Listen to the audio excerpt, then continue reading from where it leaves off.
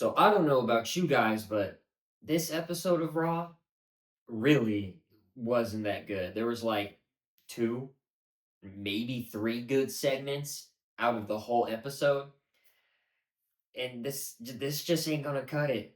This sucked. At the very top of the show, we have the Usos that come out. They come, through the crowd like they usually do, but are almost immediately interrupted by the Vision. Paul Heyman starts to talk, and then Logan Paul goes, "Hey, Paul, let me take it." And he basically just talks about how he sold his Pokemon card for $16 million for whatever reason. Then, right after this, by the time they get to the ring, Adam Pearce has came out, and he's basically saying, "Hey, Theory, you were a masked man. Who's to say you're still not the masked man? And the masked man is everyone's problem, including mine." Then, right after this, we have LA Knight that comes out, and he says that he wants Bronson Reed to win his qualifying match next week. So that way he can be inside the Elimination Chamber, and LA Knight can get his hands on him inside the Elimination Chamber. No rules, no countouts, nothing. He can just beat the crap out of Bronson Reed. This leads us into a six-man tag team match of The Vision versus The Usos and LA Knight. And the only thing you need to know about this match is that Bronson Reed did a suicide dive to Jay and Jimmy Uso. Like, holy crap. I did not expect this ever. Otherwise, this match kind of sucked. They threw Jimmy back into the ring, pinned him 1, 2, 3. They're celebrating. Logan Paul goes out to the ring where Michael Cole and Corey Graves are sitting, takes Michael Cole's mic, and is standing on the announcer table, yelling and screaming and stuff. And the masked man comes back and stomps him right on the announcer table, head right onto the announcer's table. He runs away, gets away, stands in the crowd, and we fade to black. I feel like this all could have had so much higher hopes if it wasn't a six-man tag team match. I get it, we got the cool spot with Bronson Reed. I really appreciate that, but otherwise, what does this forward? It doesn't do anything with the tag team championships. Sure, I guess it keeps LA Knight intertwined with the Vision, but you could have done that in a plethora of different ways. It doesn't make the Vision look any better because they pinned Jimmy Uso, the easiest guy to pin ever in WWE history. I just don't understand. I just don't understand. Right after this, Adam Pearce is walking in the back, and there's a giant crate with the date for Elimination Chamber on it. One of the backstage hands basically tells him, "Yeah, it's just been kind of sitting here." He tells him to send it over to SmackDown to Nick Aldis and let him deal with it.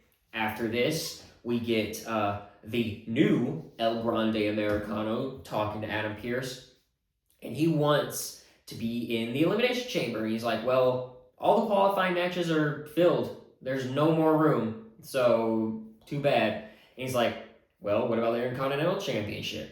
I want a shot at that." And he's like, "Well, no, you have to win your number one contendership match.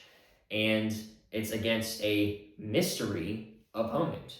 Who could it be?" Next, we get our first qualifying match for the night, which is the women's match of Asuka versus Natty versus Bayley. And the entire match, Natty has completely switched up her style, and she seems just so much more hard-hitting now. It doesn't look like she's...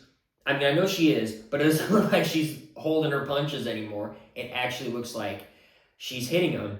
And a lot of the moves here, normally I would say they look like, I don't want to say botched, because they didn't look messed up, but they didn't look clean either. They looked like they were fighting a little, getting into positions, like whoever she was trying to put in whatever was actually trying to fight out of it instead of just being limp and letting her get whatever she wants. Like, there's this crazy power bomb that Natty does.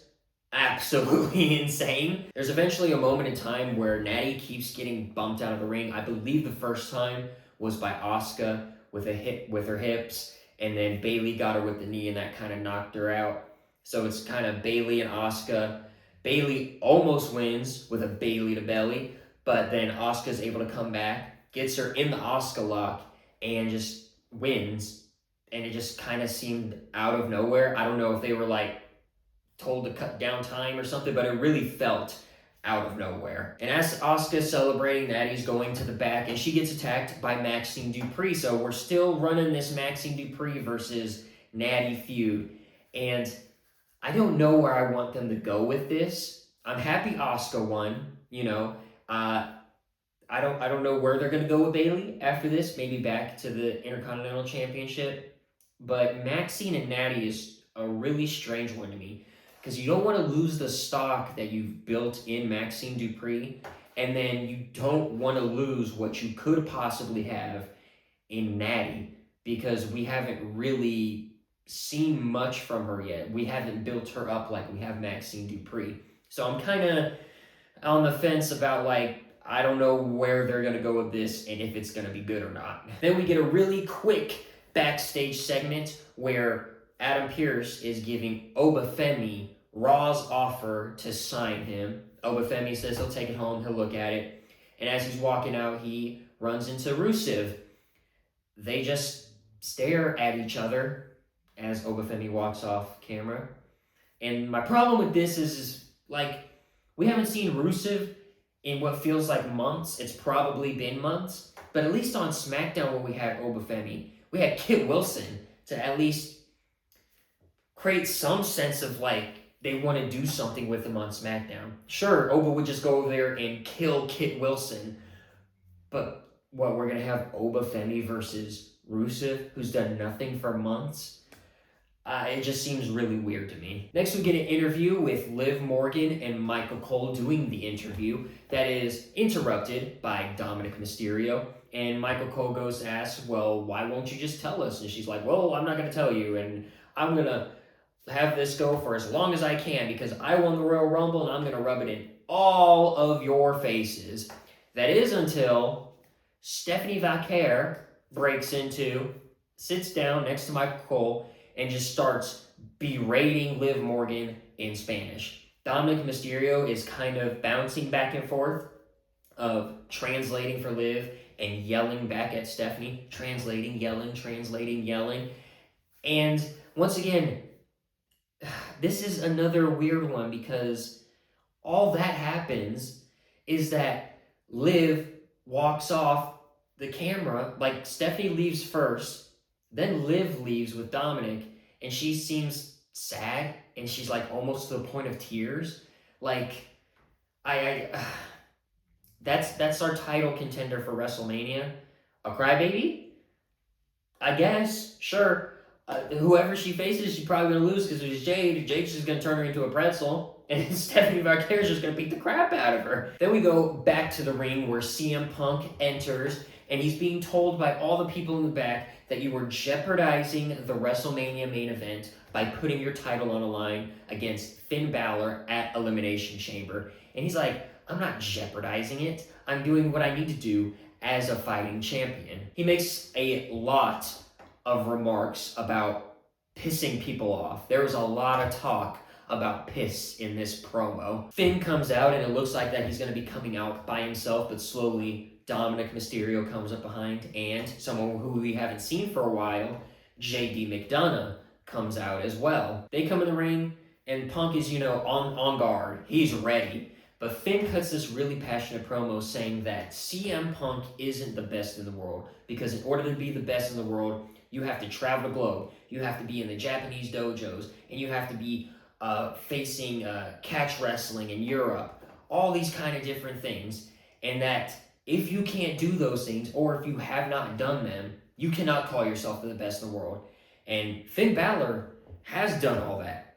So that makes him the best in the world. I really like this promo segment between the two because it ends with CM Punk that the Judgment Day is dragging Finn down. He knows where Finn was. He knows what Finn can do, but he can't do it with the Judgment Day being a bunch of anchors shackled to his feet. And then at the very end, he chucks the mic right at Finn Bálor. And not the way I would have loved it to end, but I do like the direction they're going here. But if you were to tell me that Finn Bálor is going to beat CM Punk at Elimination Chamber, I would call you a crazy person. I can't see that ever happening. Then we get another backstage promo where Byron Saxton is standing there with our WWE Women's Tag Team Champions, Rhea Ripley and Io Sky, saying that Rhea can't wait for the Elimination Chamber. We can't wait to see Io qualify for her spot in the Elimination Chamber. And then the Kabuki Warriors come out of nowhere, and Kairi saying that Asuka has qualified for the Elimination Chamber and she is going to win and go on to Mania and become world champion, or whichever championship it's going to be. And of course, it devolves down to like, oh, you better watch out for them tag team titles because we're going to come get them right after Asuka wins her world title. I don't even know what to say about this. This just was a segment.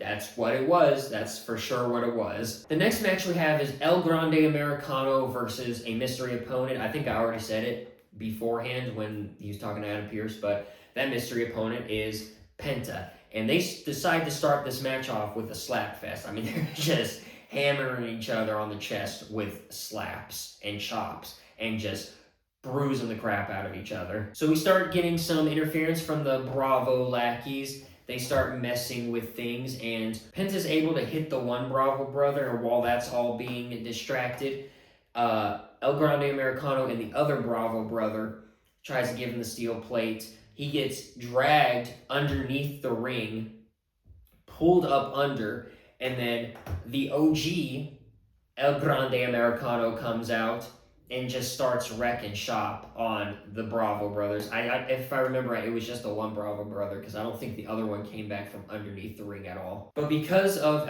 the OG El Grande Americano, Penta is able to hit a Mexican Destroyer on the new El Grande Americano and beat him, making Penta the new #1 contender for the Intercontinental Championship. And afterwards, the OG starts beating up the new El Grande Americano, and then Penta and El Grande Americano celebrate. Oh, and also, OG Americano almost ripped off the new El Grande Americano's mask. There was a moment where it was really coming off there for a second, but the Bravo brothers were able to wrangle him in and head to the back as the OG Americano started dancing. Then we head to the Judgment Day clubhouse. Raquel, Liv, and Dom. Liv is still down from whatever Stephanie Vaquera said to her. I still don't know what it was. So Raquel and Liv decide to leave. They're just going to go hang out with each other, deal with her emotions. Dom is there. JD and Finn come in fighting. They yelling at each other. JD really wanted to beat the crap out of Punk right there, so that way he could be hurt ahead of the Elimination Chamber match, giving Finn a better chance to win the World Championship. But Finn goes, no, if you want to help me, stay out of it. Let me do this alone. I have to prove that I can do this by myself, that I don't need the Judgment Day to win. All this is happening while Dominic Mysterio is like, hey guys, I still have a match tonight. Is anybody gonna... Nope, nobody's listening. The cracks in the Judgment Day are now about 10 miles wide. So I can't see it happening at Elimination Chamber, but WrestleMania, there will be no more Judgment Day, I'm assuming, because my goodness, these cracks have been forming for years at this point. Back in the ring, we have AJ Lee that comes out, and she starts cutting a promo about how she gave Becky Lynch 10 years to be better than her. And AJ Lee comes back after 10 years, and oh, she's still better. She brings up that she was the women's champion, or was it the Divas Championship? I think it was the Divas. That was the butterfly belt, because she's like, it's a stupid little butterfly, but that was my championship. And then Becky comes out and says, oh, you think you're better than me? Well, you're not. And she does her absolute darndest to rescue this feud.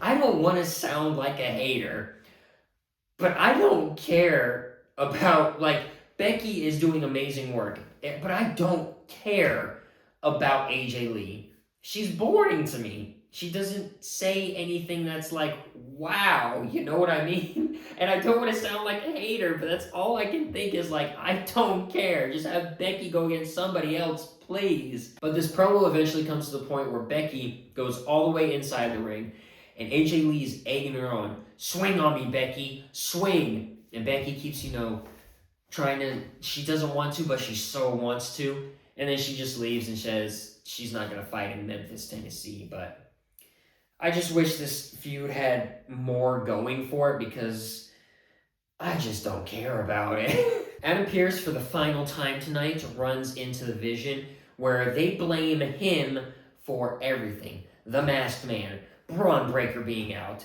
the potentiality of Bronson Reed losing his Elimination Chamber qualifying match, which hasn't even happened yet.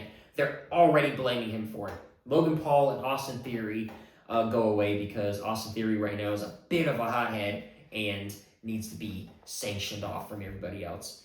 But Bronson Reed comes in and is like, there's a lot of problems here on Raw.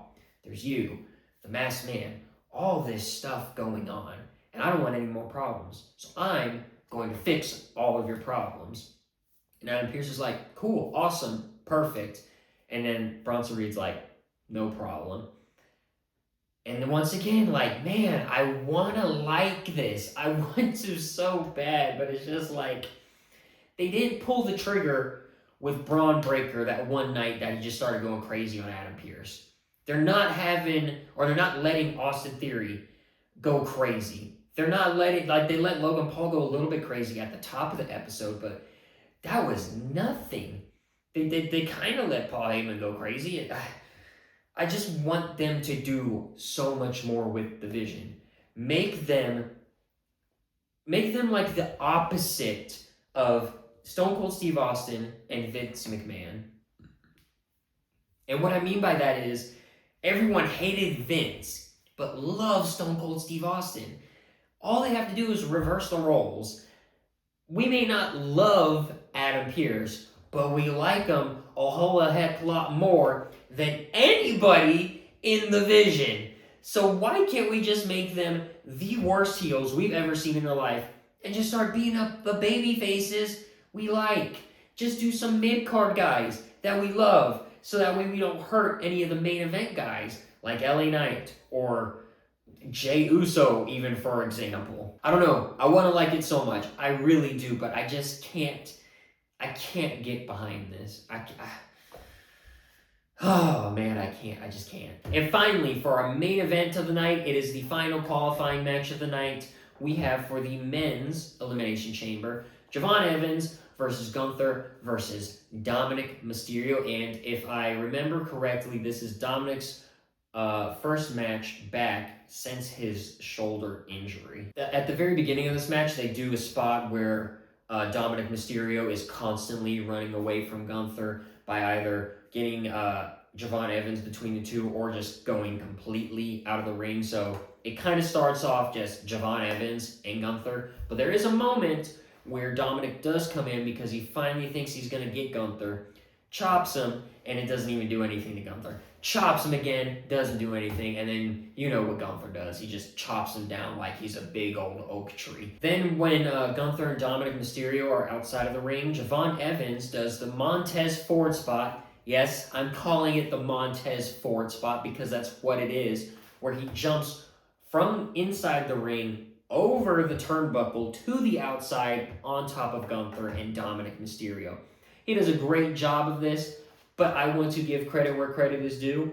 Montez Ford, that is your spot. There's also this really cool spot where it's Jevon Evans and Dominic Mysterio inside the ring, and Jevon is selling. Dom goes to run the ropes, and Gunther just grabs him in the sleeper. I don't know how to explain it, but the way they did it was really cool. You just need to go watch this match. You can skip everything else on Raw. Just watch this match. Or watch this match and the El Grande Americano stuff. Everything else you can skip. And then I thought it was really interesting here that Dominic Mysterio is selling really hard on the far side of the ring. And Gunther power bombs Jevon Evans. And we've seen multiple times that, like, power bombs is one of the ways Gunther finishes his matches. Either that or a sleeper, right? And they let Jevon Evans kick out of a powerbomb, which I thought was kind of insane. It kind of shows the stock that they're trying to put in Jevon Evans here. Now, I have my notes right here. It's what I read from when I do these videos, so I want to make sure I get this part right. So we get an OG cutter that goes into a sleeper that goes into a frog splash. So if I remember correctly, Jevon Evans goes for an OG cutter onto Gunther, but Gunther turns it into a sleeper, like he catches him into a sleeper, and then Dominic Mysterio frog splashes the both of them off the top turnbuckle, which I thought was just an amazing spot. It was so much fun to watch that. Everything falls back to the outside of the ring. If I remember right, all three guys are out there.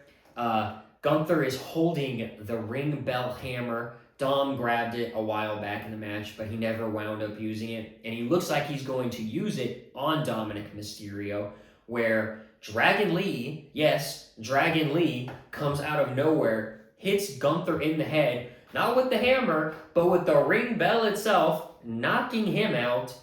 Dom and Jevon are back in the ring. Jevon Evans hits the OG cutter on Dominic Mysterio and has qualified for his first Elimination Chamber. Now, I'm having a hard time trying to grade this episode because I like the El Grande Americano stuff. I like Jevon winning. That main event match was awesome, and he's going to add such great variety to the Elimination Chamber. I like Punk versus Finn, even though I don't think Finn is winning. I don't think he's winning. I don't think he's going to win. And then everything else around this just kind of seemed eh. The vision is going nowhere. It seems like we're going to get stuck in a rut with the women's tag team championships if it's just Rio and the Kabuki Warriors against each other again. AJ Lee, I do not care about at all. Please just put Becky up against somebody else at WrestleMania, please. What else is there? What else is there? Let me check this. Let me check my notes. I still like, even though it's been going on for a while, I still like the dynamic of the Judgment Day. That might be a real unpopular opinion, but I just like the goofy nature. I like how they're almost like a group of teenagers that are friends and they get along, but you know, they're not really friends and they don't really get along. And so with saying all that, I'm going to go based off how I just felt as the episode overall. How did I feel watching it? And I'm not going to lie, like I said, just skip most of it. If you really like El Grande Americano, watch that stuff. Make sure you watch this main event because it was really fun. You can watch the Judgment Day stuff. I would because I still like it. I think it's fun. But if not, skip it. You don't need it. And if you really don't think Finn's going to win, you really don't need to watch the promo segment either. And so with that, I'm going to give this Raw like a 1.5 star out of 5. That's really low, but it just didn't feel like we were progressing anything. It's like we're at a standstill until we get to Elimination Chamber, or at least until all these qualifying matches are done. Anyways, that is my review of the February 16th, 2026 edition of Raw. Let me know down in the comments below what you thought about Raw. What did you like? What did you dislike? What did you think about El Grande Americano, AJ Lee, Finn Bálor, Jevon Evans, Asuka? Whatever you want to talk about, put it in those comments down below. And while you're at it, if you watched this long, I'm assuming you enjoyed the video. So if you did, maybe you hit the like button. Maybe you hit the subscribe button. And if you do, don't forget that notification bell so you know every single time this channel uploads. Thank you all for watching, and I will see you next time.